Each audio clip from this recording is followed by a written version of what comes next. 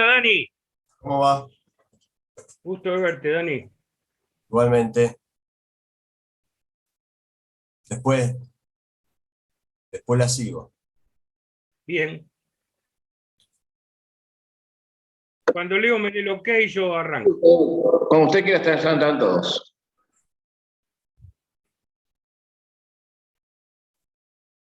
Dele nomás. Bueno, hola a todos, buenos días. Soy Carlos Alonso, docente de la Cátedra de Medicina Legal. Vamos a compartir este rato que tenemos de encuentro con ustedes, con el doctor Daniel Cucchiara. Mi tema, que requeriría algo más de tiempo del que dispongo, pero estamos en tiempos todavía difíciles y disponemos nada más que algo así como 45 minutos para hablar de violencia familiar, poniendo el acento en violencia en el niño. Daniel, que sigue luego de mi presentación, va a hablar con ustedes sobre abuso sexual. Veo en pantalla a Rocío Torretta, ¿sí? Me gustaría que te quedes y poder de algún modo utilizar tu imagen, tus señas y en todo caso activar micrófono y tu palabra para comentarme cualquier inconveniente técnico que vos observes, Lucía. No, Rocío. Sí, ¿se escucha? Haceme una seña de ok si me escuchaste, Rocío. Sí. Bien. Cualquier dificultad técnica que aparezca, por favor, interrumpime, con un gesto o con sonido. Te pido... Dale, ¿se escucha mi voz? Perfectamente, Rocío. Ahora anulá micrófono, pero activalo ante cualquier inconveniente. Incluso, de algún modo, yo sé que es injusto porque elijo la imagen tuya, que es la que tengo, la única que tengo en pantalla. Sí, no hay ningún problema. Pero voy a utilizar de tus servicios para que seas vocera del resto. Bueno, buenos días a todos. Sé que son más de 100. Eso para mí no implica más esfuerzo que si fueran 4. Pero entiendo que es una situación atípica que no me gusta. Preferiría dar 2 clases de 50 cada uno, pero es lo que podemos ofrecer hoy, que no es mucho. De todas formas, me van a encontrar en la cátedra por cualquier duda respecto a estos temas. A partir de mediados de febrero ya va a haber días fijos en los que voy a estar a disposición de los alumnos. Vamos a empezar entonces con el tema violencia familiar, poniendo el acento, repito, en violencia en el niño, pero haciendo un panorama muy general, incluso saltándonos algunos power, sobre el resto de las violencias familiares que existen. Vamos primero a definir lo que significa la palabra violencia. Doctor. Sí, Hola. escucho. Sí, escucho. Doctor, tengo entendido que hoy era de toxicología, ¿no? Porque no figuraba toxicología. Efectivamente, el programa original vinculaba toxicología con el día de hoy, pero conflictos personales de algunos de los docentes, me incluyo, hacen que haya sido necesario hacer algún cambio en la programación. El día 10, hoy es 7, el día 10, a las 10 de la mañana, van a tener a un excelente toxicólogo, que es Alexis Benatti, hablando de toxicología. Doy comienzo. Empezamos diciendo que es violencia, pero en términos generales. Sí. Una pregunta, disculpe, hay un montón de chicos que están en el grupo que están pidiendo entrar, que no se pueden conectar, no sé si los podrán aceptar. Esto es para Leo, ya no sé si Leo me está escuchando. Gracias. Sí, Doc, pero no escuché la pregunta. No, más que una pregunta es un reclamo. Le están comentando a una de nuestras alumnas que están queriendo entrar un montón de alumnos que han quedado afuera. ¿Es posible que lo vayas resolviendo? Pero está abierto para entrar. Aparte son 108 y hay 124. Hay gente que no tendría que estar. Pero está abierto para entrar, está libre para entrar. Así que no hay problema, ¿no? Cosa Han escuchado todos. Los que no están pudiendo entrar quizá deban volver a cerrar y volver a ingresar al Zoom, porque evidentemente es un problema técnico. De hecho, a mí me costó renegar no menos de 4 minutos hasta que pude acceder al espacio de Zoom de la cátedra. Pero bueno, listo, yo doctor, ahí les aviso a los chicos. Gracias. Bueno, decirles que de todas formas lo mío es torpeza que admito, siempre tengo algún problemita con alguna tecla. Vamos a empezar definiendo violencia desde lo general, o sea, esto está más vinculado a lo que dice el diccionario de la Real Academia que a lo que tiene que ver con medicina legal, pero para unificar vocablos para que sepamos de qué hablamos cuando hablamos de una palabra, y yo soy un enamorado del significado adecuado de cada palabra. Vamos a empezar por ahí. Violencia es necesariamente, para hablar de violencia, estamos hablando de utilizar medios dotados de ímpetu y fuerza. Violencia es utilizar métodos con ímpetu y fuerza.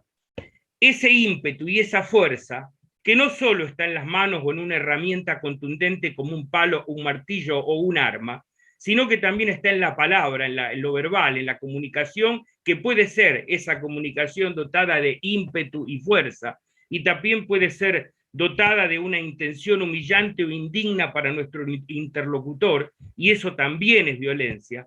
Ese ímpetu y fuerza, decía, se aplica sobre personas o cosas con un objetivo muy claro, que es vencer su resistencia. O sea, estoy usando la fuerza, que como dije, puede ser fuerza física o fuerza psicológica, para lograr un fin. Un fin que está en el deseo, en la intención del victimario, del agresor. Y ese fin puede estar vinculado al hecho de dominar al otro, o también a canalizar impulsos agresivos propios que quizá tengan otro origen, como la propia frustración o la propia angustia, que en vez de canalizarla a través del llanto o la conversación con un amigo, se canaliza a las puteadas o con fuerza física sobre un objeto, rompiéndolo contra la pared, o sobre una persona, insultándola o golpeándola. Cuando hablamos de violencia en el ámbito familiar, ya estamos siendo bastante más parciales en cuanto al uso de la palabra violencia. La violencia familiar es violencia utilizada en un determinado contexto, y ese contexto es el grupo familiar. Ahora bien, el grupo familiar no es solamente aquel originado por leyes como la que consagran o documentan el matrimonio. No. Una unión de hecho se considera grupo familiar a los ojos de la ley y en el concepto de la Cátedra de Medicina Legal. El grupo familiar no necesita de documentos o bendiciones. El grupo familiar puede perfectamente estar constituido por una unión de hecho.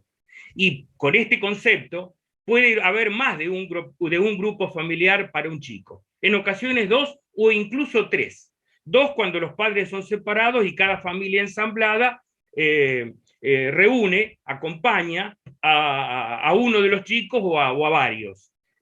A veces alternadamente incluso. Y puede haber también otro grupo familiar en los abuelos, cuando el chico convive transitorio definitivamente en casa de los abuelos. De modo que el grupo familiar es una denominación que usamos para la unión de convivientes familiares entre sí, que por decisión propia conviven incluyendo a los menores. Y esto no quiere decir que sea permanente, sino que puede ser transitorio. Convivencia con un grupo familiar de lunes a viernes y convivencia con otro los fines de semana. Hablábamos de los objetivos que persigue un victimario, un agresor. Y esos objetivos, eso que lo lleva a ser violento con otro del grupo familiar, es el someter al otro para que cumpla con sus deseos. Es el vulnerar al otro, es controlarlo, es manipularlo. El sometimiento, la vulneración física es más frecuente en los menores. La manipulación es más frecuente en parejas, pero de una manera u otra siempre es violento, porque atenta contra la dignidad, los deseos del otro o la integridad física, sexual o incluso su libertad. ¿Cuáles son las formas de violencia familiar si intentamos una clasificación desde la mirada de la víctima? O sea, de acuerdo a quién es la víctima de la violencia del victimario, del agresor, nosotros hablamos de violencia familiar en el niño, esto es el síndrome del niño maltratado o maltrato infantil, el abuso sexual infantil, que quizás sea la peor forma de maltrato, el síndrome conyugal, la violencia conyugal, lo más frecuente es encontrarnos con la mujer maltratada, cuyo final trágico y el más grave es la figura del homicidio sobre una mujer que tiene un nombre propio que se llama femicidio. El femicidio es un homicidio ejercido sobre una mujer por razones propias al hecho de que la víctima es mujer. También existe con menor frecuencia, pero más de lo que por ahí se ve, quizá porque haya menos denuncias, pero el hombre maltratado también es una figura que en consultorio médico forense vemos con alguna frecuencia. El hombre es menos amigo de la denuncia, quizá por una cuestión de vergüenza. Más allá que la vergüenza sea común también a la mujer, y por ese motivo denuncia mucho menos que lo que realmente ocurre. Perdí a Rocío en pantalla. Otra de las formas de la violencia familiar es el maltrato a ancianos. Y por último, en la clasificación, una forma muy triste, muy angustiante de violencia familiar, que es el maltrato a personas discapacitadas. En el caso de ancianos y personas discapacitadas, tenemos que agregar que este tipo de violencia en grupo conviviente, quizá no familiar, pero análogo al mismo, puede darse en instituciones. Cuando un anciano es institucionalizado en un hogar o un geriátrico, o una persona discapacitada en una institución, la violencia familiar toma la forma de violencia institucional. Pero estamos hablando del mismo tipo de violencia y de las mismas evidencias clínicas. Estas evidencias clínicas que aparecen en una víctima de maltrato, tanto en el niño como en la mujer, como en el anciano o en las personas discapacitadas, se conocen como indicadores. Son indicadores de que ha ocurrido violencia sobre ellos. Estos indicadores son muy importantes que podamos conocerlos, porque no siempre son unívocos y nos señalan en forma diagnóstico de certeza lo que está ocurriendo en ese grupo familiar. Pero cuando se suman diferentes indicadores de aquello de lo que vamos a hablar, la certeza es de un porcentaje tan alto que podemos permitirnos un diagnóstico de presunción. Y a partir de ahí, la conducta que como médicos nos corresponde como deber, no como posibilidad, sino como deber. Estamos obligados ante el diagnóstico de presunción de violencia en el niño a tomar decisiones a la cual la ley nos obliga, y ya vamos a ver cómo lo dice la ley. El hecho que nosotros podamos poner en conocimiento de la justicia la posibilidad concreta, desde la presunción de certeza, de que existe un menor víctima de eventual violencia, puede salvar una vida. Si el juez oportunamente decreta, ordena medidas protectivas, puede estar salvando una vida. Un menor golpeado es un menor cuya vida corre peligro. Esto yo lo decía hace 10 años, y hoy las estadísticas nos dan absolutamente la razón. Lo digo desde mi pertenencia a la Cátedra de Medicina Legal.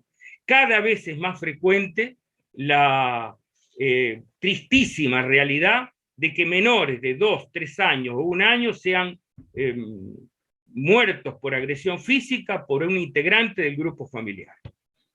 La pandemia en esto ha hecho estragos.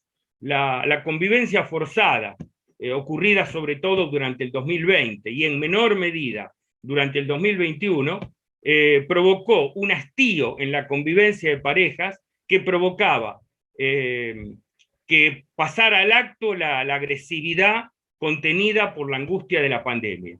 Y esa agresividad era dirigida o a los menores, a los niños, o a la pareja. El marco legal con el que cuenta nuestra sociedad para defenderse de la violencia, empezando por la violencia familiar, es la ley 24.417, con su análogo de ley provincial, que es la ley de protección contra la violencia familiar. No me importa que recuerden números, aun cuando pueden sacar cualquiera de las fotos que voy a mostrar hoy de los Power, porque no hay fotos de rostros. Cuando lo haya se los voy a anticipar para que, por favor, secreto profesional de por medio que comparto con ustedes, no saquen fotos de rostros, pero sí pueden sacar fotos de los marcos legales o de las definiciones. No me importan los números de las leyes, no es necesario que lo recuerden. Sí deben saber que hay una ley marco que se llama Ley de Protección contra la Violencia Familiar, cuyos 3 primeros artículos necesito que conozcan y luego los voy a compartir con ustedes. Hay otras leyes que también protegen al grupo familiar o a los niños y adolescentes de la violencia. Por ejemplo, la ley provincial de promoción y protección integral de los derechos de las niñas, niños y adolescentes. La Constitución Nacional tiene también lo suyo para decir en materia de protección contra la violencia. Lo mismo que un tratado internacional que como tal tiene el mismo rango, la misma importancia legal que la Constitución Nacional, que está por encima de todas las otras leyes. Por eso se denominan a los tratados internacionales y a la Constitución como documentos legales, pero que están por encima del resto. Por eso se los denomina supralegales, porque están por encima de cualquier ley, por importante que sea la misma. Decía entonces que el Tratado Internacional de los Derechos del Niño también es de gran utilidad para encuadrar legalmente, o sea, como marco legal de todo lo que es violencia contra los niños. Les decía que los primeros 3 artículos de la ley contra la violencia familiar, ley de protección contra la violencia familiar, es de suma importancia, de manera que lo vamos a ver en este momento. El primer artículo de la ley de protección contra la violencia familiar dice lo siguiente: toda persona que sufriese lesiones o maltrato físico o psíquico por parte de algunos integrantes del grupo familiar ampliado, hemos dicho, podrá denunciar, dice, podrá, con lo cual es una posibilidad que lo haga o no, pero puede hacerlo. Podrá denunciar estos hechos de forma verbal o escrita ante el juez con competencia en asuntos de familias. Siempre hay de turno en la justicia provincial, en el Palacio de Tribunales o en el MPA, siempre hay de turno un juzgado que está las 24 horas de todos los días del año a disposición de quien quiera denunciar un hecho de violencia familiar. Es el juez de turno en asuntos de familia, con lo cual puede solicitarse, a partir de ser víctima de violencia, puedo solicitarle al juez, junto con mi denuncia, que ordene medidas de protección en mi favor, en favor de la víctima. Se llaman medidas cautelares. Esas medidas cautelares son medidas de protección, por eso también las denominamos medidas protectivas.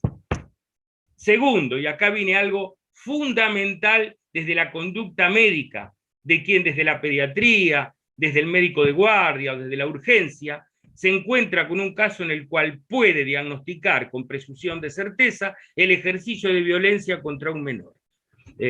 Fíjense lo que dice, no solo contra un menor, pero contra un menor en especial. Dije que iba a poner el acento respecto al tema de los menores. El artículo 2 dice, y está en negrita la parte que involucra a los médicos: cuando los damnificados fuesen menores o incapaces, ancianos o discapacitados, los hechos deberán ser denunciados por sus representantes legales y o el Ministerio Público. Deberán, aparece la figura del deber, de la obligación. Antes era podrán, ahora es deberán. Deberán denunciarlo ante el juez o ante el fiscal de turno. Y además de los representantes legales y o el Ministerio Público, ahora te la hace más fácil y te dice: también estarán obligados a efectuar la denuncia los servicios asistenciales, sociales o educativos. Esto involucra a todas las escuelas y a todos los docentes, públicos o privados, a los profesionales de la salud. Ahí estamos los médicos. Y estamos obligados a denunciar aquello que en ejercicio de la profesión estemos diagnosticando como violencia familiar ejercida sobre, lo voy a decir ahora, me interesa lo del menor, pero no es solo el menor. Estamos hablando de, lo decía en los primeros 2 renglones, estamos hablando de menores, incapaces, ancianos o personas discapacitadas. También está obligado a denunciar además de los profesionales de la salud y los maestros o docentes en el ámbito de la educación público-privada, también están obligados a denunciar los funcionarios públicos en razón de su labor. Al mismo tiempo, el artículo 2 también nos dice que el menor o incapaz puede directamente hacer la denuncia, tiene el derecho a ser escuchado. Pero teniendo en cuenta, algo que luego voy a repetir, que el 80% de las víctimas menores de edad de ejercicio de la violencia por parte de alguien del grupo familiar, el 80%, decía, son menores de 3 años. Mal puede un menor de 3 años presentarse ante un juez para hacer una denuncia. Apenas puede con dificultad quizá balbucear alguna palabra o señalar a algún objeto o a alguna persona, cosa que en cámara Gesell puede ser muy útil para quien tiene la posibilidad, cosa que me parece aconsejable, de paralelamente al estudio de la medicina para enriquecerse con la comunicación con el paciente, hacer algunos de los cursos que se ofrecen respecto a comunicación no verbal. La comunicación no verbal en la posibilidad de entender al otro a través de sus gestos, a través de sus ademanes, a través de su rostro o a través de las manos, es fundamental. Comunicación no verbal va de la mano de lo que el individuo dice. Muchas veces la comunicación no verbal está diciendo algo contrario a lo que dicen las palabras. Y aun cuando por vergüenza quiere esconder que es víctima de violencia familiar, con sus gestos está diciendo que sí lo es. El artículo 3º, por su parte, ya habla de lo que hace el juez a partir de la denuncia. Y el juez lo que hace, como lo dice el artículo de la ley para quien lo está leyendo, es un diagnóstico. Para ese diagnóstico convoca a determinados peritos, en general un médico, un psicólogo, un asistente social, un trabajador social, para entender la situación y las circunstancias. Y con ello, de inmediato, esto es una urgencia, el juez decretará, ordenará medidas de protección, como decía hace un momento. Bueno, ¿cómo proceder al diagnóstico? ¿Dónde denunciar? Pongo el acento en la obligación que tiene el médico a denunciar, a poner en conocimiento del juez ante el diagnóstico de presunción de certeza de un menor víctima, un discapacitado víctima, un anciano víctima. Todo esto aún siendo el diagnóstico de presunción, esto es con alguna duda razonable. No hace falta tener la certeza absoluta, cosa que en biología en general y en medicina en particular es muy poco frecuente. Yo creo que así como la duda es uno de los nombres que tiene la inteligencia, tener la absoluta certeza de cada una de las cosas que uno dice como persona o como médico, más bien me habla de una falta de amplitud ideológica que te permita dudar de tus dichos o corroborarlos a través de opiniones ajenas o de exámenes reiterados. La duda me parece que merece un elogio, en tanto no se haga eterna, merece un elogio en la medida que signifique para corroborar una opinión o una impresión clínica. ¿Qué vamos a encontrar en el niño para poder llegar al diagnóstico? Yo hablaba de indicadores hace un momento. Los indicadores son aquellos indicios que por separado nos dicen poco, pero sumados están haciendo diagnósticos. Los indicadores pueden ser de comportamiento en un niño, cuando se cambia el comportamiento rápidamente de un día para otro o de un mes para otro. Comportamiento que puede ser evidenciado en la escuela con mucha frecuencia, por más que en la casa también ocurre, pero hay quien en ese momento está mirando para otro lado por conveniencia y no se da cuenta que el niño está pidiendo a gritos ayuda. En la escuela es mucho más fácil y en el consultorio no es tan difícil. Esos son indicadores de comportamiento, pero también hay indicadores físicos y psicológicos. Los físicos son las lesiones que puede presentar ese niño, la evidencia macroscópica de los golpes que recibe. Por ejemplo, cuando recibe lesiones con distinta cronología, o sea, tiene 3 o 4 lesiones que no fueron ocasionadas en el mismo hecho, en el mismo momento, sino que fueron ocasionadas con días o semanas de diferencia. Ustedes en traumatología seguramente han escuchado hablar de que una equimosis va cambiando de color con el tiempo y de esa manera, a través de ese moretón, como el lenguaje popular lo define, o ese cardenal, otro de los nombres en el lenguaje vulgar que tiene las equimosis, van cambiando de color con el paso de los días. Y entonces podemos hacer un diagnóstico cronológico de qué antigüedad tiene esa lesión por el color de la equimosis. Esto puede ocurrir hasta su desaparición, que ocurre entre los 21 y 30 días. De manera que podemos decir cómo tiene moretones, uno de una semana, otro de 2, y uno tiene casi un mes. ¿Qué está pasando que este chico se golpea tanto? Primer indicador.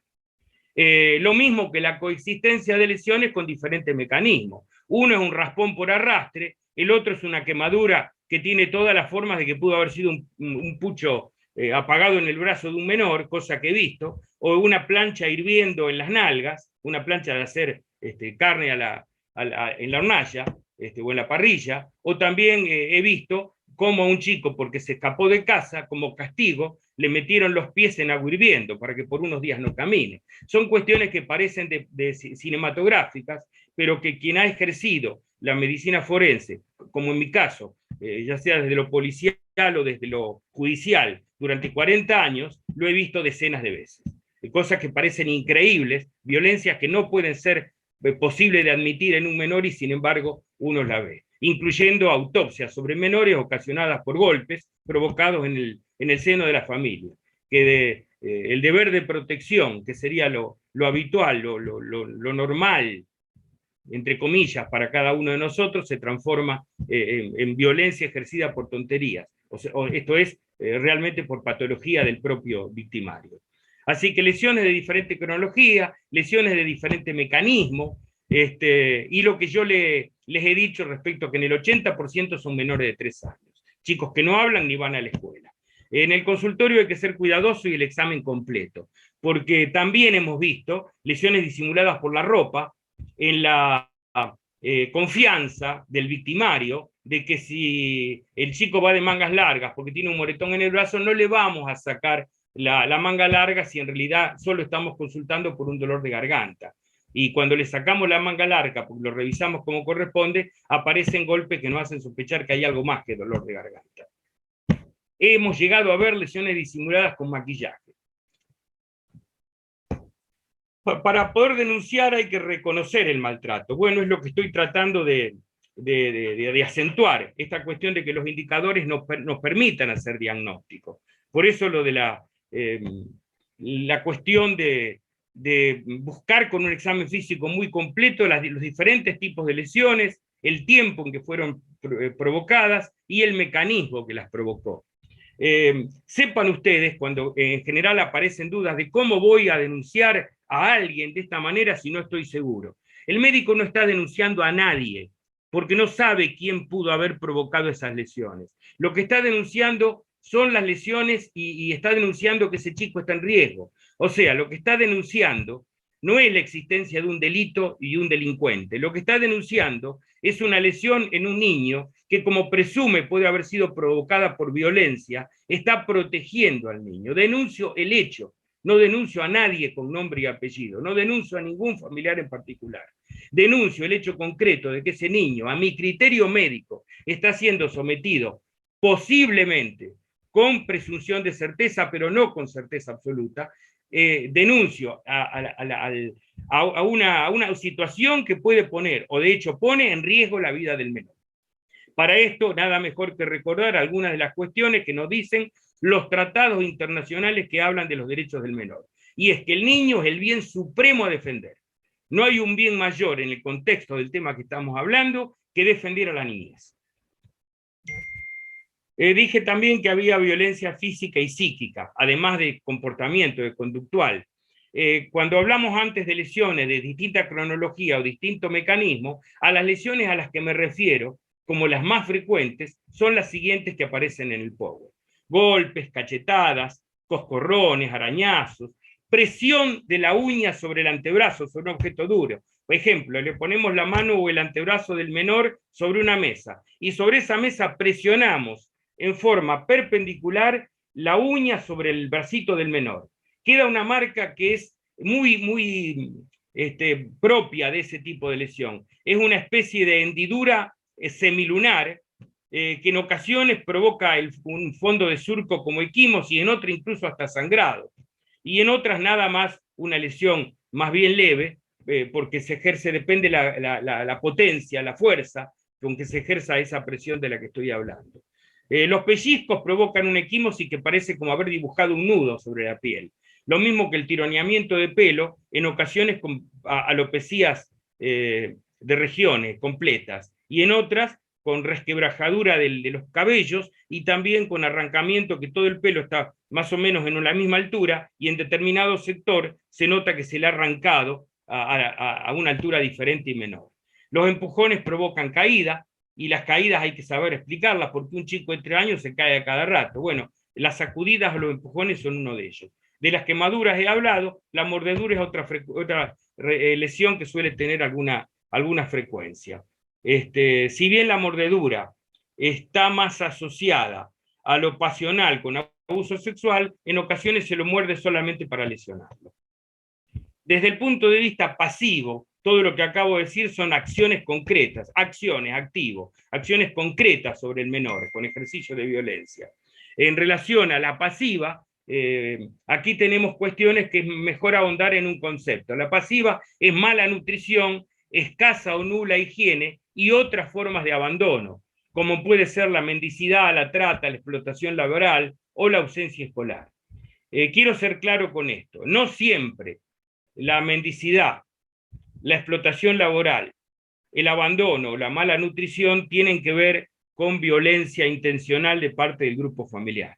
Aquí tenemos que ser muy prudentes respecto a la frecuente precariedad social de algunos grupos que por absoluta imposibilidad de proveer mejor alimentación, proveer mejor higiene, o por pertenecer a grupos que viven del comercio muy cercano a la mendicidad, como la venta de artesanías, curitas o viromes, ocurre en nuestra sociedad con nuestra mirada permisiva y la inacción de las autoridades responsables del tema. No podemos confundirlo porque si no estaríamos tratando de violento a gente que no tiene otra forma de sobrevivir que llevar adelante ese tipo de cuestiones. Ahí es donde podemos asegurar que la responsabilidad es social y que si bien con diferente medida, todos somos responsables. Algunos porque nos silenciamos, otros porque lo negamos, y quien ejerce con autoridad de funcionario tuviera en su mano poder resolverlo y no lo hace, ya con una negligencia que puede hasta un punto llegar a ser penal. Lo concreto es que la mirada debe ser más cautelosa en esos aspectos de las formas de sufrimiento de menores. Una forma habitual que no implica violencia física, pero sí violencia psicológica, es la hostilidad crónica. Es cuando el menor recibe diariamente insultos, burlas, críticas, amenazas, desprecios, o es encerrado, o se le niega el permiso de socializar, no pudiendo entonces interaccionar con chicos de su edad, incluso con abandono escolar. O sea, todas estas formas de violencia pasiva o en todo caso de violencia psicológica también deben ser tenidas en cuenta.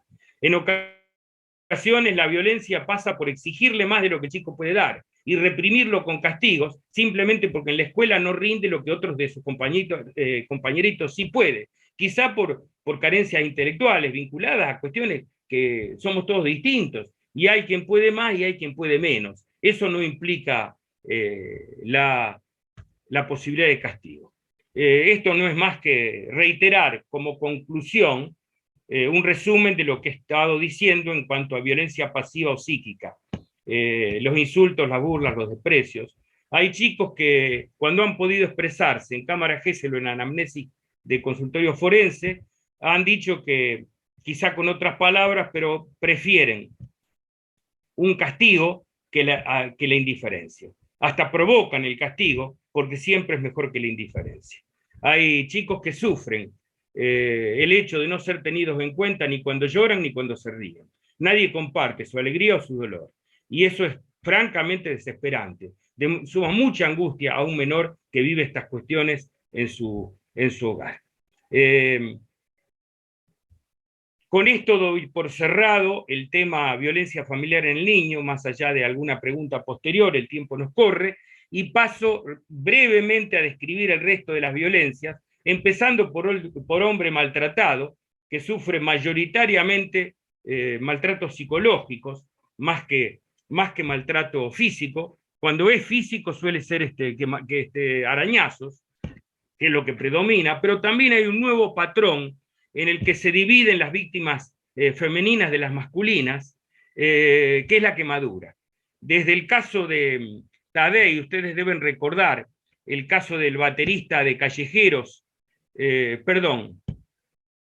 Callejeros, y la víctima era Wanda Tadei. Era Callejeros, la víctima era Wanda Tadei, el baterista mató con quemaduras provocadas intencionalmente a su pareja. Fue un caso que salió en todos los diarios, pero quizás fue el primero de los muchos casos que hubo después. En cuanto a uno de los dos, ejercía violencia era arrojar un líquido combustible que podía ser con mucha frecuencia alcohol y detrás de ello un fósforo, provocando quemaduras en ocasiones tan de tal gravedad que provocaban la muerte. Respecto a ancianos y personas discapacitadas, he adelantado que aquí no solamente puede ocurrir dentro del grupo familiar, sino también en las instituciones. Con lo cual, lo institucional pasa a ser, para el anciano o para la persona discapacitada e institucionalizada, pasa a ser la institución análogo del grupo familiar. Lo que quiero decirles respecto a maltrato en personas mayores es que sean muy cuidadosos a la hora de diagnosticar maltrato, porque esto lo doy como ejemplo, cuando una persona mayor debe ser trasladada de su cama a una silla de ruedas, o de la silla de ruedas a la mesa o a la cama, o para llevar a higienizarlo a la ducha o a la bañera, donde de la silla de ruedas se lo coloca en una silla plástica, la fragilidad capilar a determinada edad hace que el solo hecho de la sujeción por los extremos, por ejemplo de las muñecas o de los pies para trasladarlo de un lugar a otro, o desde atrás en el tórax para cambiarlo de posición, puede generar equimosis que no significan maltrato.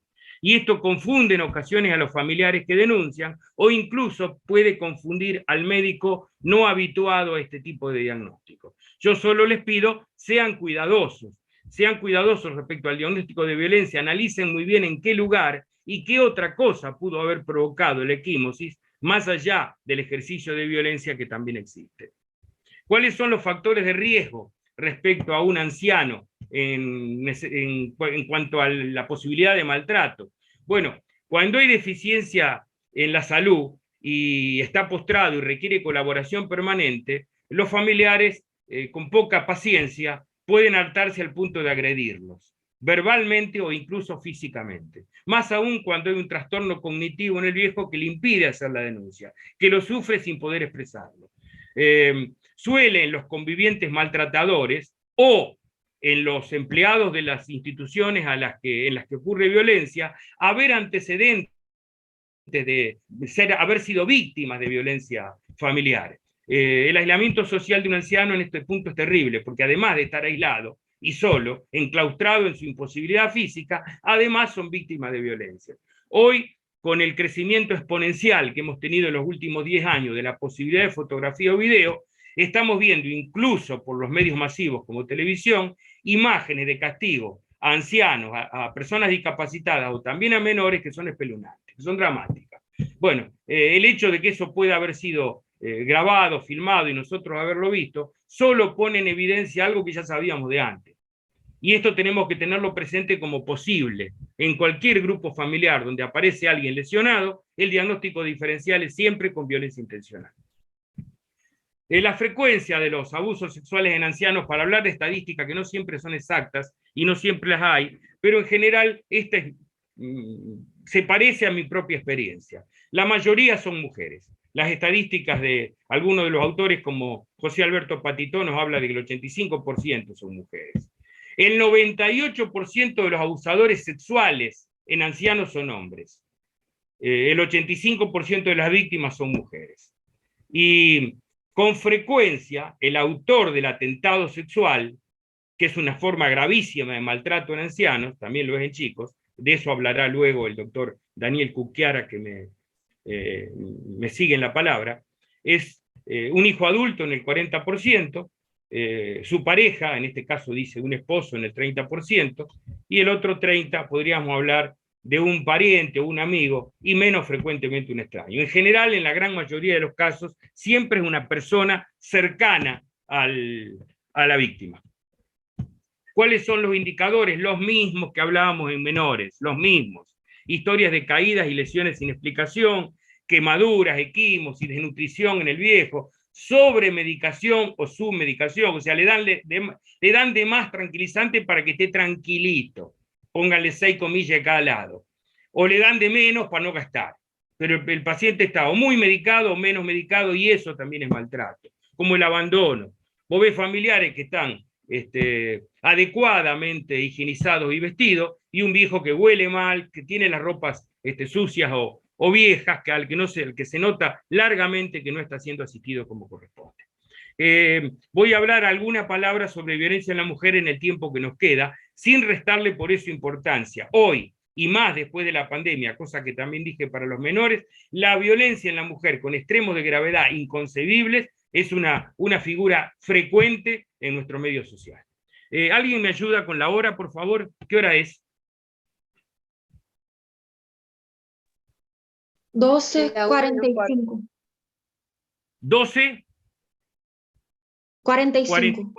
Bueno, perfecto. Voy a ser muy breve entonces con violencia en la mujer, cosa que verdaderamente me molesta. Preferiría poder hacerlo completo, pero es parte del precio que pagamos por esta cuestión de tener menos tiempo que el que hubiéramos elegido y hacerlo de esta manera casi televisiva, perdiéndome la oportunidad de estar en forma presencial con ustedes.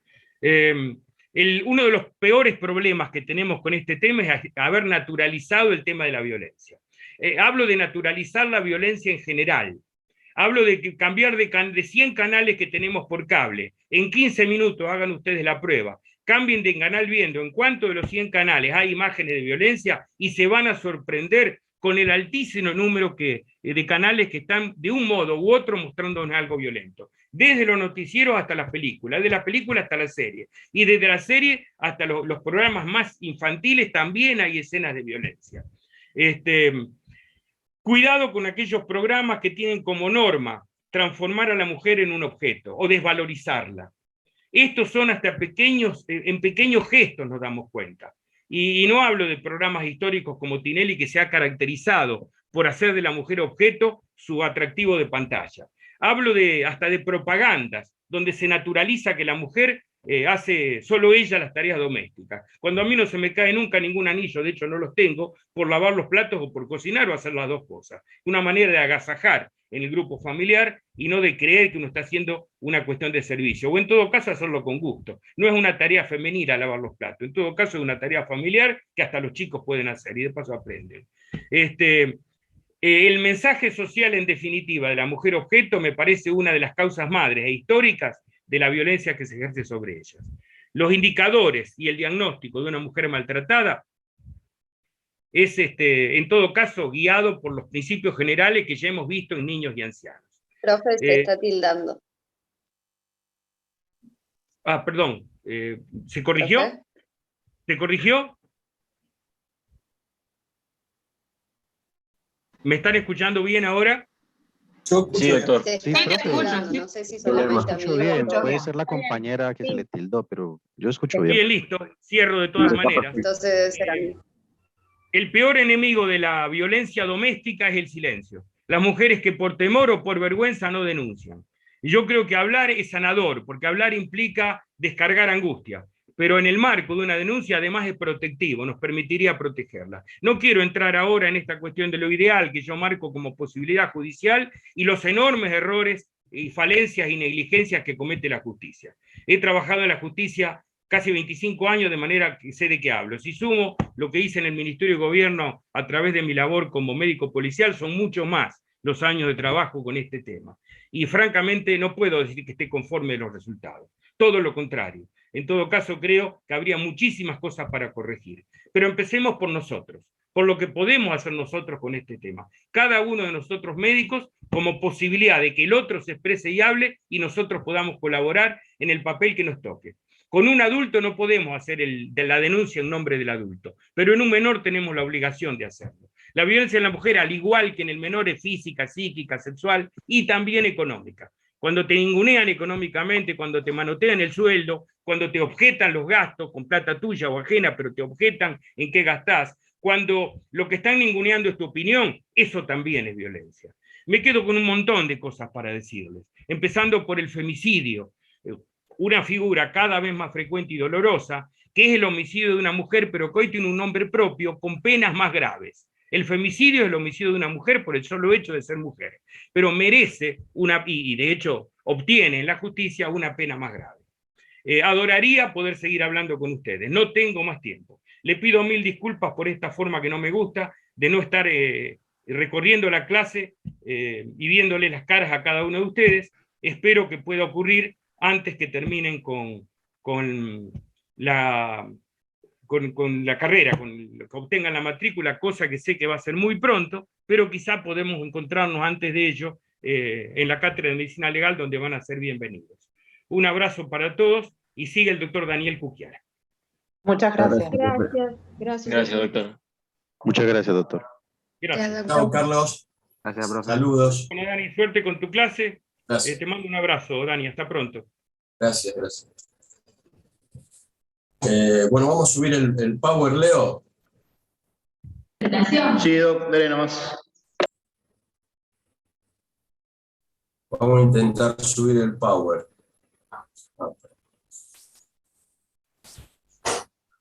Compartir pantalla, te abre el menú y elegís.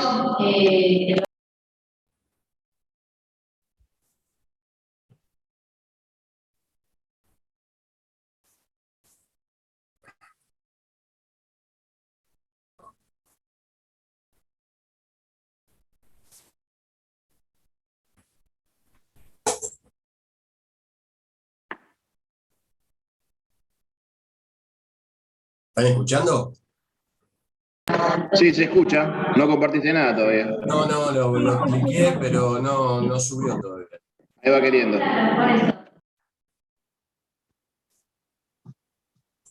Ahora sí, puede ser. Ahora sí. Genial. Sí. Perfecto. Y eso estamos esperando que nos... ¿Cómo?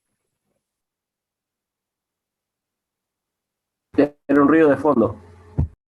¿Yo tengo un ruido de fondo? Sí, pero no.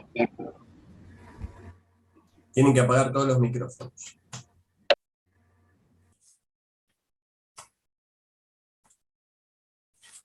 ¿Se escucha bien ahora? Sí, Doc, sin problema. Bueno. Leí en el diario que el cursado de la universidad iba a ser presencial, con presencialidad plena, así que... Sí, lo que pasa es que los laboratorios, como se armaron en diciembre, no estaba contemplado todavía. Así que bueno, veremos a ver qué pasa. Bueno, vamos a empezar con la clase de delitos contra la integridad sexual, que es una ley que está tipificada en nuestro Código Penal, con el número, no hace falta que se lo acuerden, pero sepan que hay una ley con un número que es la 25.087.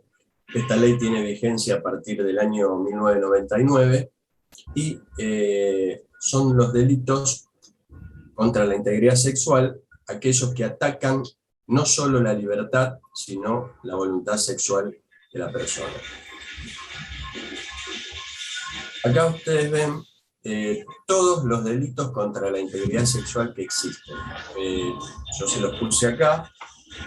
Los que nos vamos a referir hoy van a ser solamente los abusos sexuales propiamente dichos, pero sepan que también como delitos contra la integridad sexual existe la promoción y la facilitación de la prostitución, la corrupción de menores, el proxenetismo agravado y rufianería, la difusión de imágenes y espectáculos pornográficos de menores, las exhibiciones obscenas, la sustracción o la retención de una persona con la intención de menoscabar su integridad sexual, y el ciberacoso sexual infantil o grooming, muy actual en estos días.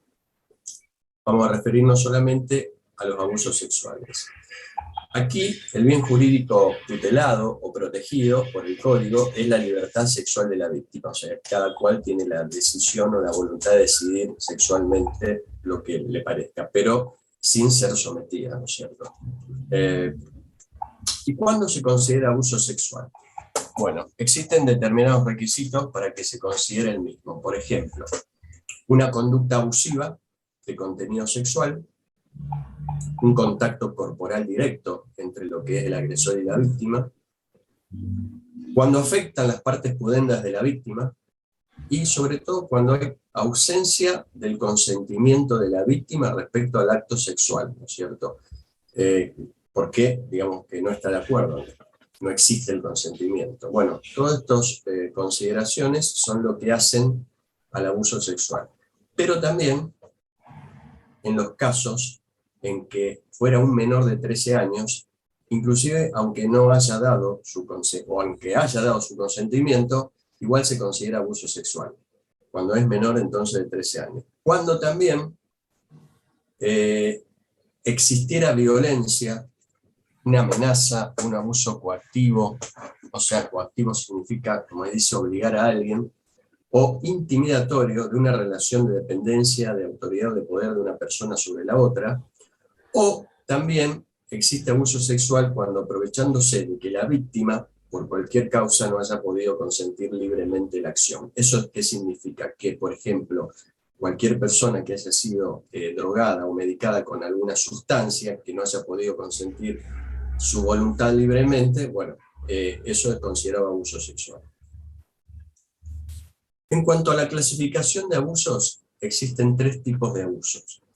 Los 3 están en el artículo 119 de nuestro Código Penal, en el primero, segundo y tercer párrafo. El primer párrafo habla del abuso sexual simple, el segundo párrafo de esta palabrita media complicada, pero que se llama con sometimiento gravemente ultrajante, y el tercer párrafo habla del abuso sexual con acceso carnal. Vamos a ver cada uno. ¿Se escucha, no? Sí, doctor. Perfecto. Sigo. En la cuestión de los delitos sexuales, ustedes quizás hayan sentido hablar de agravantes y atenuantes con respecto a la pena de los delitos. Cuando se habla de atenuantes, quiere decir que hubo un atenuante que hace que se disminuya la pena del delito, y cuando se habla de agravante, quiere decir que ha habido algo que agrava la pena ya establecida del delito por abuso sexual.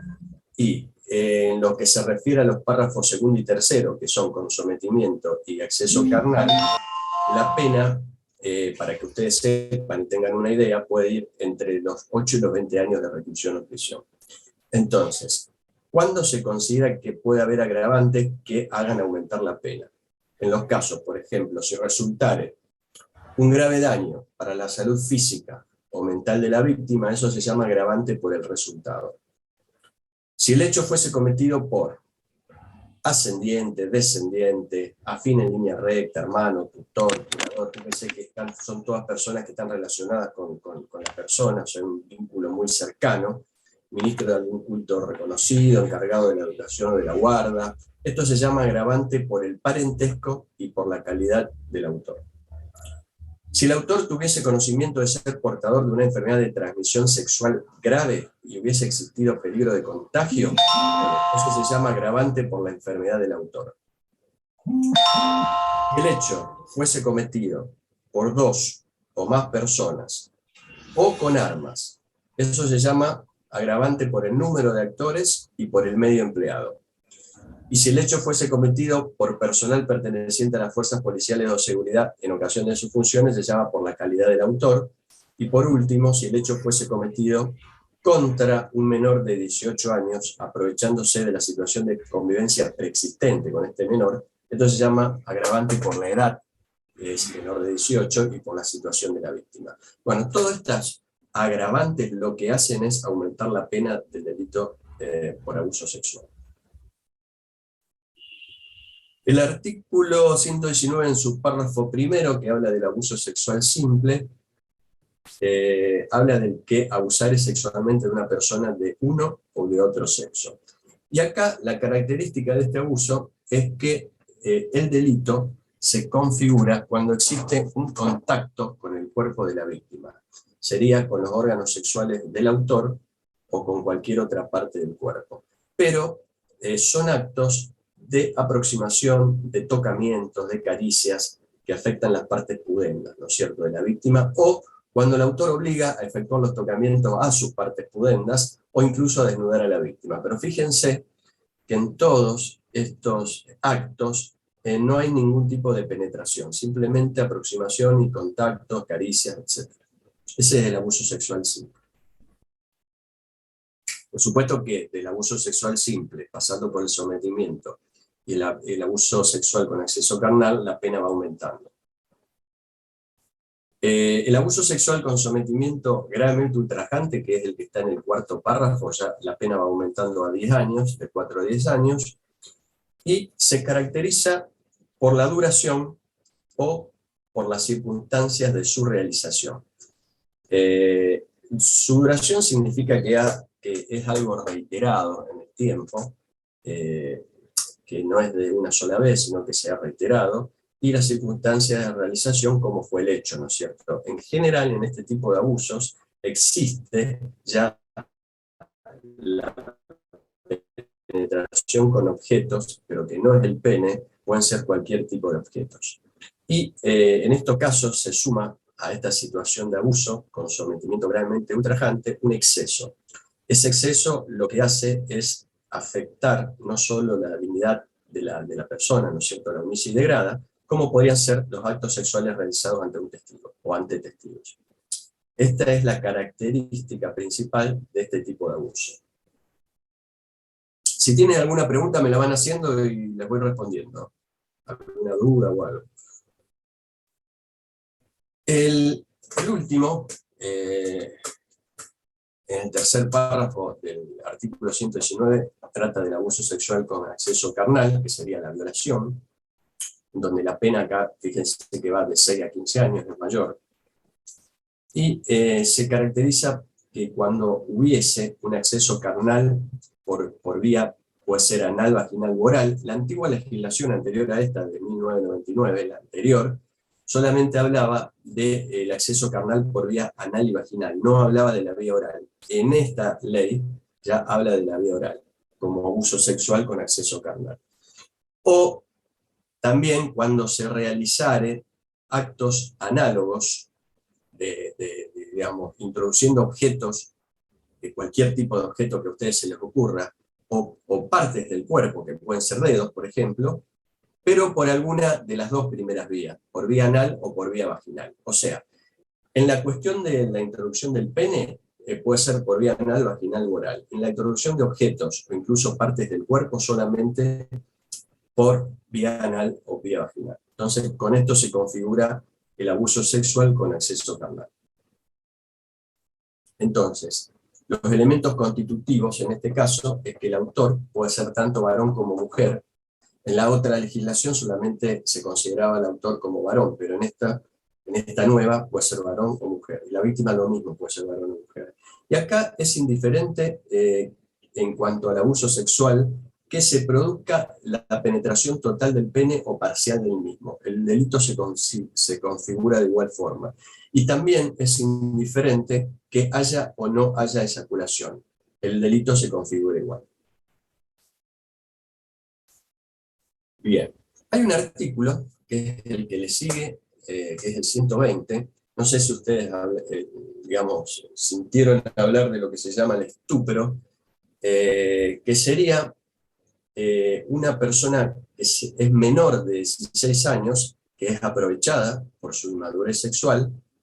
Entonces, y se entiende por inmadurez sexual como la ingenuidad o la inexperiencia sexual que pueda tener este menor de 16 años.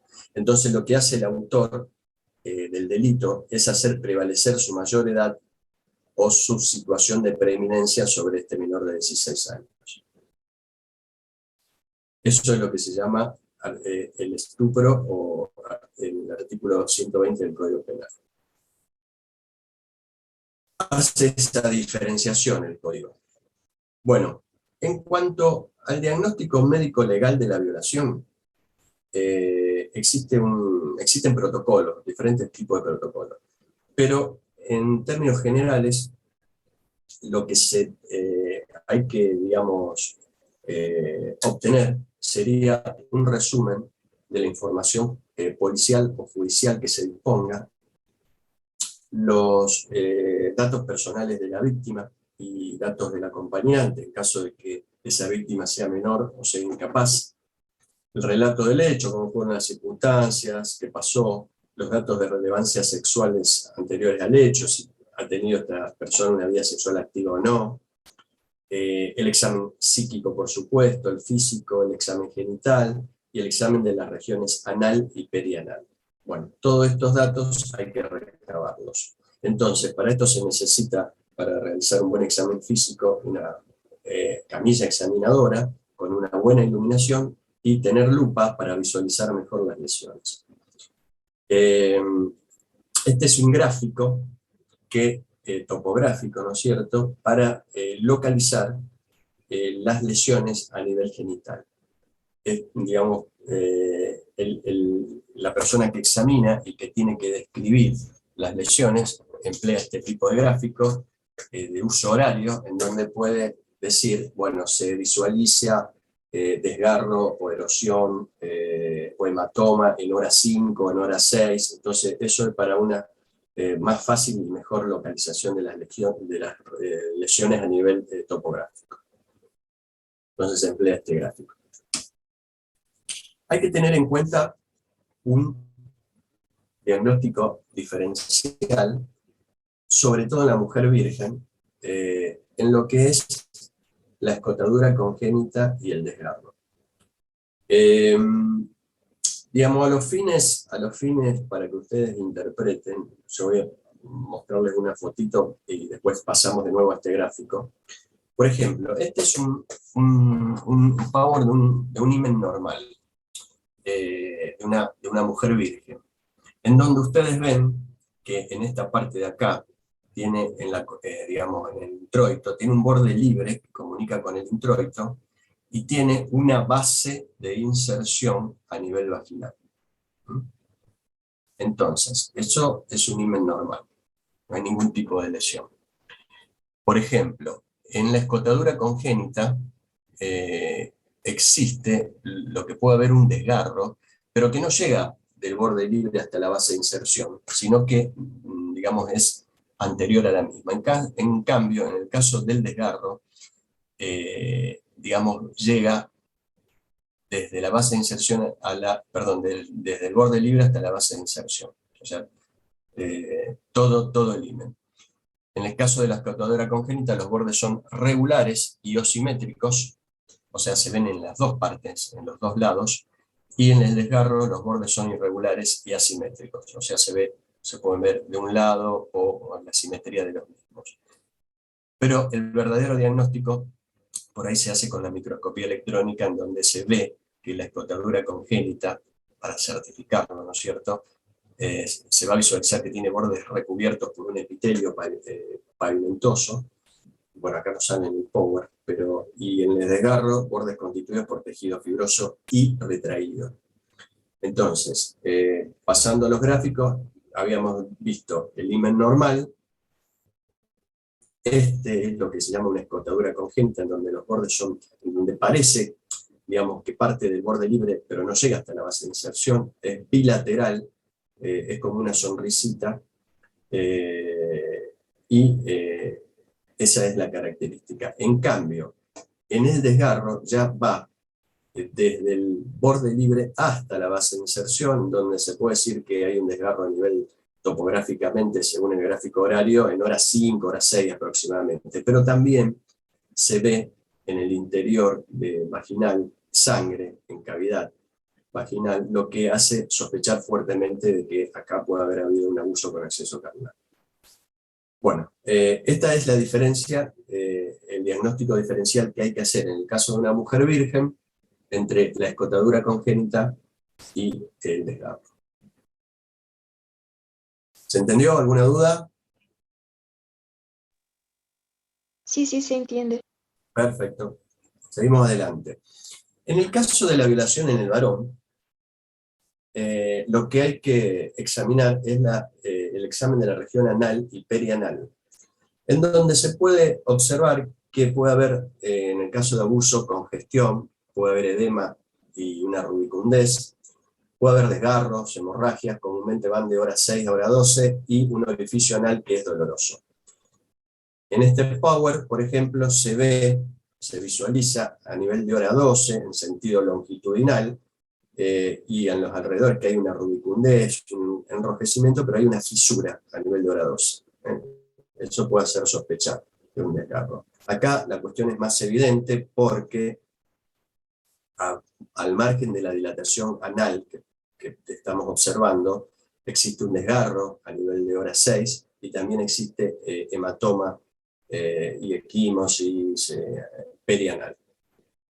Digamos, esto no tiene, digamos, esto no es una sospecha, sino que ya prácticamente es una certificación, ¿cierto?, de abuso sexual. Bueno, en el caso del examen físico y la anamnesis, supónganse que ustedes están en un consultorio y les viene a ustedes una paciente o un paciente con una sospecha de abuso sexual, que quizás puede venir solo, si es una persona mayor, o puede venir acompañado, si es un menor, de un familiar, la madre o quien sea. Entonces, ¿qué deben hacer ustedes ante una persona que viene, digamos, con esa sospecha? Primero, ¿no es cierto?, los van a examinar, van a registrar bien las lesiones que ustedes observan. No tienen que tener miedo porque, digamos, en su consultorio, ustedes, habitualmente el médico que hace una ficha de consultorio externo, o si está en un lugar de un sanatorio, hace la historia clínica correspondiente. Pero lo que el médico tiene que describir es lo que ve. Entonces, registra bien todas las lesiones que observa, la exponen en la ficha, y en lo posible debería o tiene que sacarse fotografía para, digamos, que esas lesiones queden registradas. Entonces, hay que preguntar a la víctima o al familiar, ¿no es cierto?, si el abuso es reciente o es de larga data. Si es reciente, generalmente dentro de las primeras 72 horas. De ser reciente, hay que aconsejar que realizar el examen lo antes posible, porque este tipo de lesiones por ahí se restituyen ad integrum y a la semana prácticamente se curan y no se ven, ¿no es cierto? Si hay algunas lesiones mínimas, fisuras o algún desgarrito mínimo, digamos, se restituyen. Entonces, por eso que hay que aconsejarle a la persona que viene a nuestro consultorio, después nosotros les vamos a sugerir dónde deben ir para que sean examinados, o si quieren hacer la denuncia, ahora vamos a ver más adelante, pero le tienen que sugerir que vaya lo antes posible a hacerse ver. Entonces, lo que hay que asegurar, tenemos que asegurar nosotros en nuestro consultorio, y muchas veces la obtención o la preservación de elementos que pueden ayudar a probar después el hecho, ¿no es cierto? Porque después pasa el tiempo y si no tomamos ningún elemento probatorio, es como que no existen pruebas. Entonces, cuanto más pruebas tengamos, aparte de la descripción de las lesiones que vemos, mejor. Entonces, podemos hacer con hisopos para acompañar la denuncia, hisopar la zona en busca de algo de esperma o de algo, digamos, que nos llame la atención. Este material que nosotros podemos guardar en tubos de ensayo y preservar en fresco o en heladera, ¿no es cierto?, para después enviar, o cuando al laboratorio, porque después quizás pueden ser requeridos por el juez, que nos pueden decir que vimos o que si obtuvimos algún material, etc. Bueno, estos materiales, lo que obtenemos, deberán ser guardados en sobres de papel madera, que resguarda mejor todo, y si la justicia lo dispone, se pondrá ¿no es cierto?, a disposición de la misma. Hay que aconsejar siempre que no tire ni lave las prendas de vestir a la víctima, porque en las prendas de vestir puede haber manchas, ya sea de distintos materiales, fluidos, como ser semen, como ser sangre, etcétera, que después pueden servir para identificar al autor, ¿no es cierto?, del delito. Entonces siempre hay que aconsejar resguardar las prendas de vestir. Hay que registrar bien con detalle cada cosa en la historia clínica. Como cuando ustedes hacen una historia clínica en consultorio, deben registrar bien lo que ven. Y sugerir, por eso deben saber sugerir dónde tiene que dirigirse la persona para que sea examinada y dónde puede hacer la denuncia. Estas dos cosas son muy importantes. Dónde dirigirse la persona para hacer el examen y dónde hacer la denuncia. Entonces, todo esto tienen que tener presente un médico general en cualquier consultorio, ¿no es cierto? Porque a cualquiera de nosotros nos puede venir un paciente con estas características. Bien. Ahora, en el caso de que el abuso sexual sea seguido de muerte, el examen lo va a realizar el médico forense. O sea, que va a realizar la respectiva autopsia. Y el médico forense, ¿qué hace en estos casos?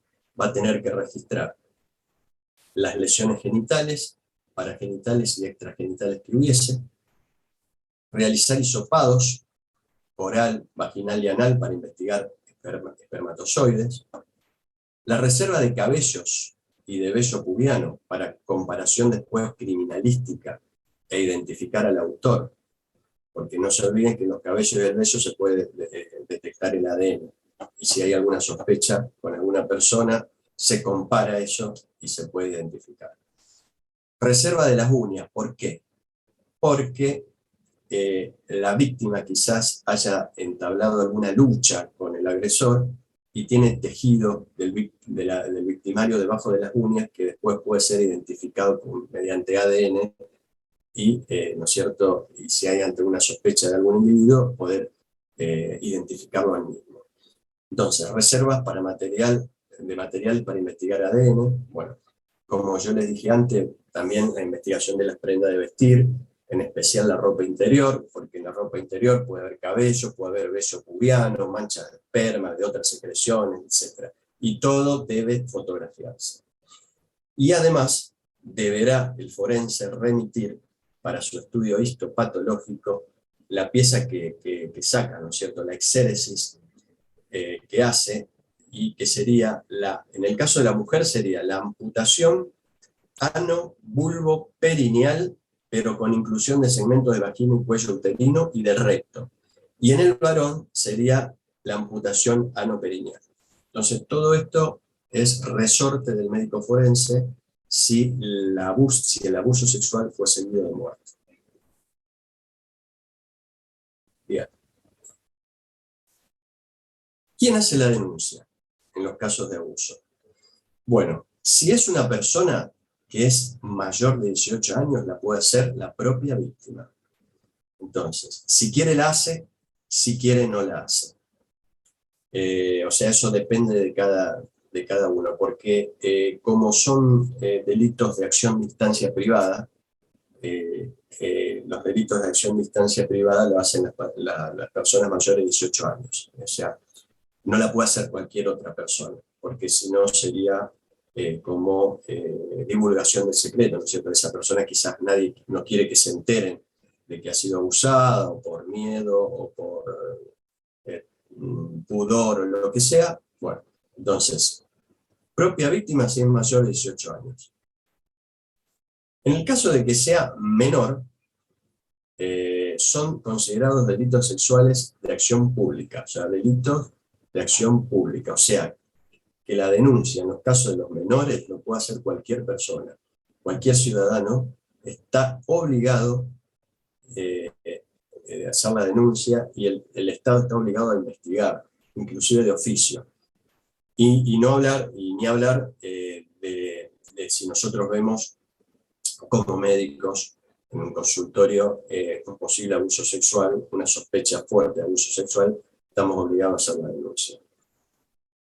Como ya habrá dicho el doctor, o sea, quizás no tengamos que hacerla de motu propio, y digamos, lo que el médico trata de denunciar es el hecho, o sea, no a la persona, sino el hecho en sí, como abuso sexual, y si está en una guardia o en una situación de que hay varios médicos, hay un jefe de guardia o un director del hospital, bueno, el hospital se encargará por determinados mecanismos de hacer la denuncia. Pero acuérdense, en los casos de los menores, sí o sí es obligatorio hacer la denuncia.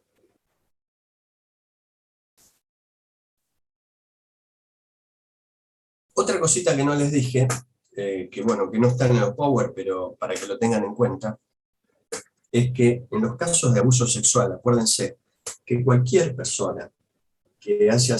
Disculpa, una pregunta. ¿Hay algún formato específico para realizar esa denuncia cuando uno vaya a hacer el examen, o se hace una historia clínica normal? No, la historia clínica normal, o sea, vos como médico digamos, estás en un lugar y vas a poner todo lo que observas y ves en tu ficha de consultorio o en la historia clínica. O sea, no hay ninguna, digamos, ficha o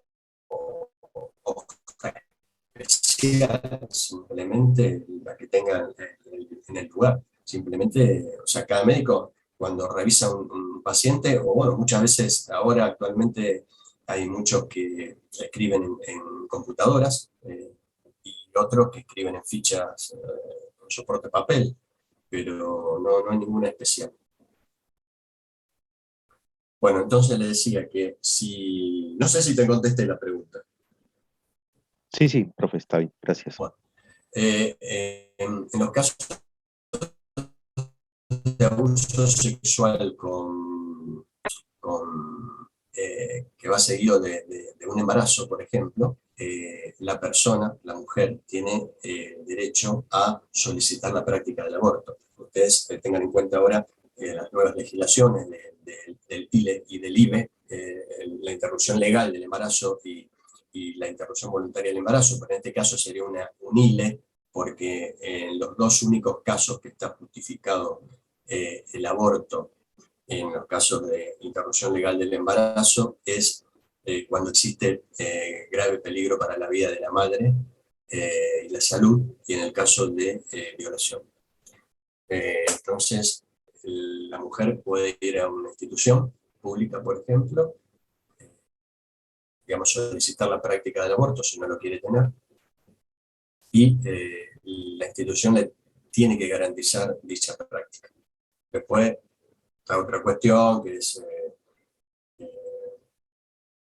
que médicos la hacen, o hay médicos que la quieren, que la pueden hacer y quienes no quieren, pero siempre el hospital o en la institución tiene que tener un servicio o un profesional que realice dicha práctica. Bueno, eso le quería agregar nada más. Entonces, denunciar. Bueno, la denuncia la pueden hacer en distintas fiscalías que están especializadas de delitos sexuales, en otras fiscalías también, en la comisaría de la mujer, por ejemplo, en la calle Italia, no me acuerdo si Italia, bueno, ahora creo que va a aparecer la dirección, a ver si está acá, bueno, no. Sí, Italia 2153, acá está. Italia del 2100. Está la comisaría de la mujer en la parte de arriba, en donde pueden ir a hacer la denuncia, en distintas comisarías también, en el Ministerio Público de la Acusación también, en los tribunales de familia, en tribunales también. Pueden hacer la denuncia del abuso sexual, cualquier persona. Entonces, lo que hace, se recepciona la denuncia y se deriva a la víctima, ¿no es cierto?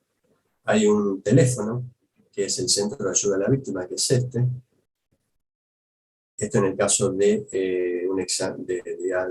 la denuncia policial, donde tiene que hacer un examen policial con un médico de policía. Pero ¿qué pasa? Al margen de ese examen con el médico de policía, después va a tener que ratificar la denuncia en sede judicial, con lo cual va a tener que realizar otro examen físico en el consultorio médico forense, con lo cual va a tener que realizar dos exámenes. Así que también se puede, para tratar de evitar un examen, que es el examen del médico de policía, ir directamente a sede judicial para que realicen un solo examen. Entonces, se evalúa a la víctima mediante un equipo multidisciplinario en el consultorio médico forense.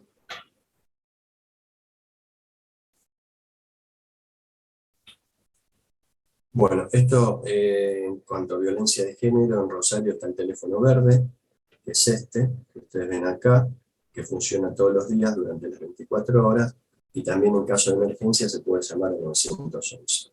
Eso para tener presente, ¿no es cierto?, que existe un teléfono donde la víctima puede llamar y hacer la denuncia. Bueno, en cuanto a los protocolos que se siguen, que existen procedimientos en cuanto a la asistencia de las víctimas de agresión sexual, en donde se las recibe, se le trata de ofrecer un marco de privacidad, ¿no es cierto?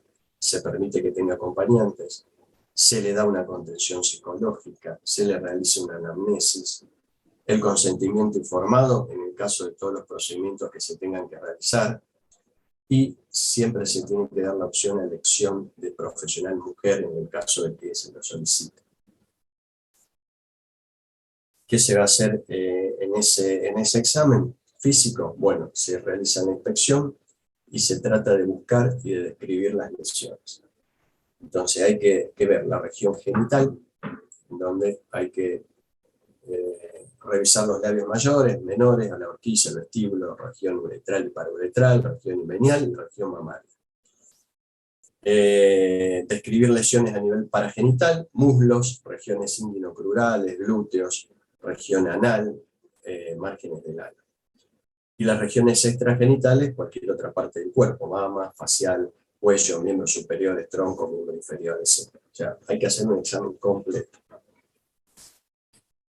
Hay que extraer muestras, porque, digamos, quizás muchas veces, la mayoría de las veces, no sé si la mayoría, porque a veces los abusos sexuales son de gente muy cercana, ¿cierto?, al entorno. Entonces, hay que extraer muestras y otras veces no se conoce a la victimaria. Entonces, se extraen muestras para, a nivel vaginal y anal, para descartar enfermedades de transmisión sexual, como puede ser por Neisseria, clamidia y trichomona.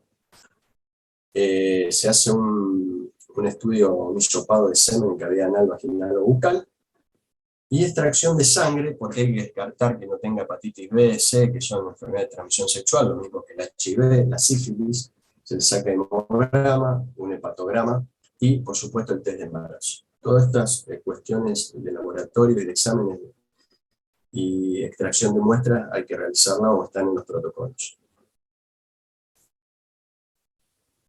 El tratamiento. Bueno, esa víctima que ha sido sometida al abuso sexual, que muchas veces no conoce al victimario, y que no conoce si tiene algún tipo de enfermedad, etcétera, etcétera, tendrá que someterse a tratamiento en cuanto a la atención de las lesiones que tenga a nivel corporal y genital. Si hace falta sutura o no, bueno, hay que ver si hace falta desinfección, etcétera, etcétera. Después está la anticoncepción de emergencia,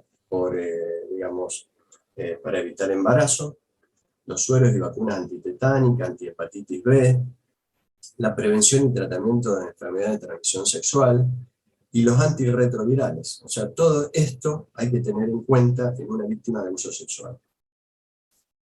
En el caso de la profilaxis para el HIV, bueno, es muy importante realizarlas dentro de las primeras 2 horas y hasta un máximo de 72 horas, o sea, de 3 días luego de la exposición sexual. Si se superó ese lapso, se recomienda solamente seguir con monitoreo de síntomas y de signos.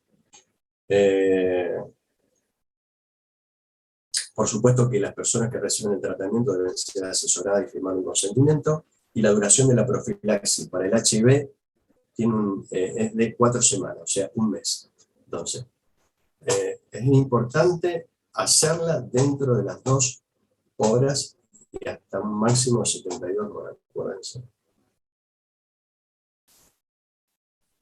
La anticoncepción de emergencia, va este tipo de opción, hay que hacerla antes de 12 horas, porque van perdiendo efectividad a medida que pasa el tiempo, posteriores a la relación de riesgo. Fíjense que antes de las 72 horas tiene un 95% de eficacia. Pasado ese tiempo, ya la eficacia va disminuyendo un 58% entre las 48 y 72 horas, aunque se puede usar con cierta eficacia hasta el 5.º día, posterior a la relación sexual. Pero, la mayor eficacia antes de las 12 horas. ¿Cómo se realiza esta anticoncepción de emergencia? Sería con un comprimido de levonorgestrel, que es un progestágeno, de 1.5 miligramos, o puede ser 2 comprimidos que se repiten a las 12 horas de 0,75. Acuérdense que el mecanismo que tiene esta píldora, esta droga, retrasa la ovulación. No es que inhibe la ovulación, sino que la retrasa y lo uterino, para que trate de evitar que se junte óvulo con el espermatozoide. Y acuérdense que protege en esa relación sexual y no en otra.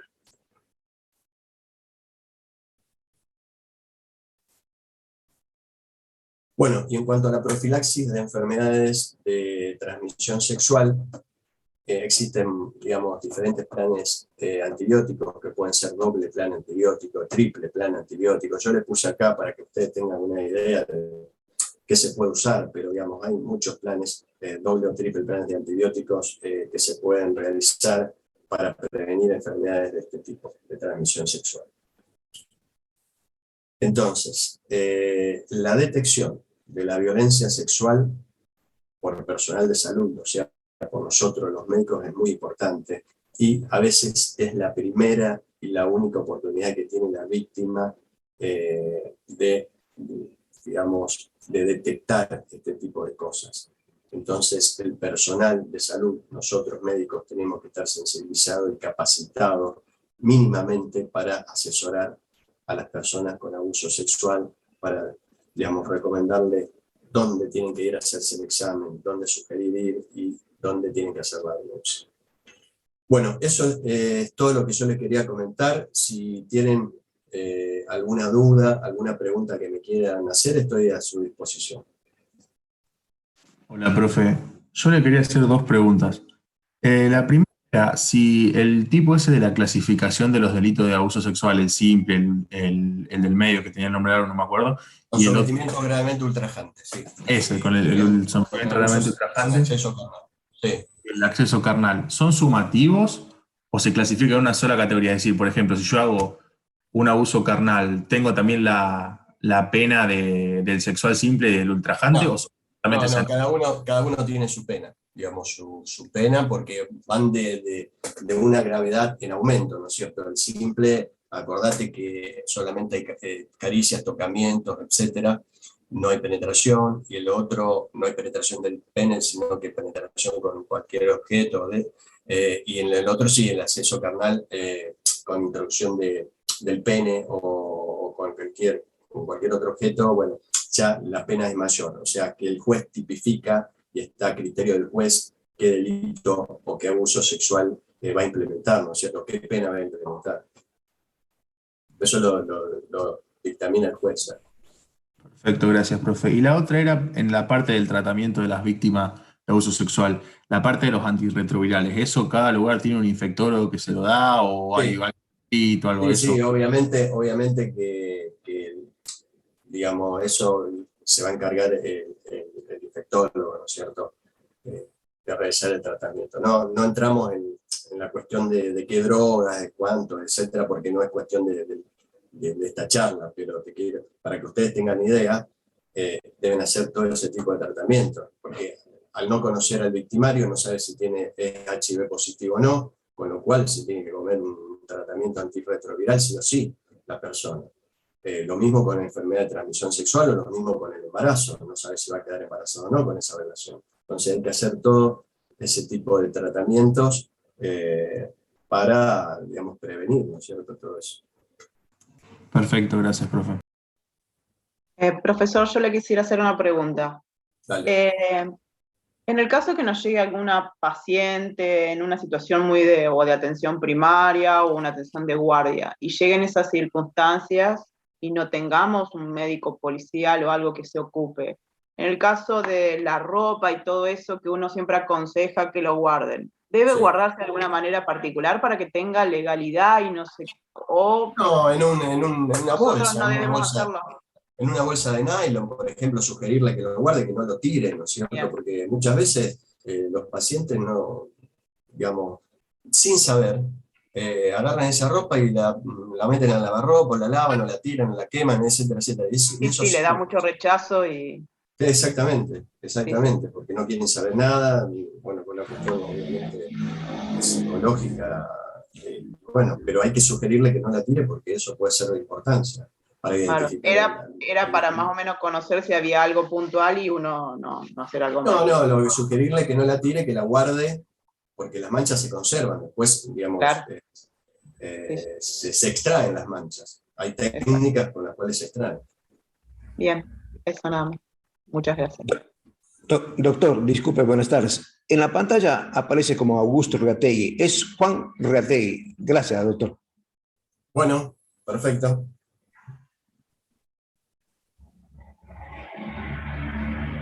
¿Alguna pregunta?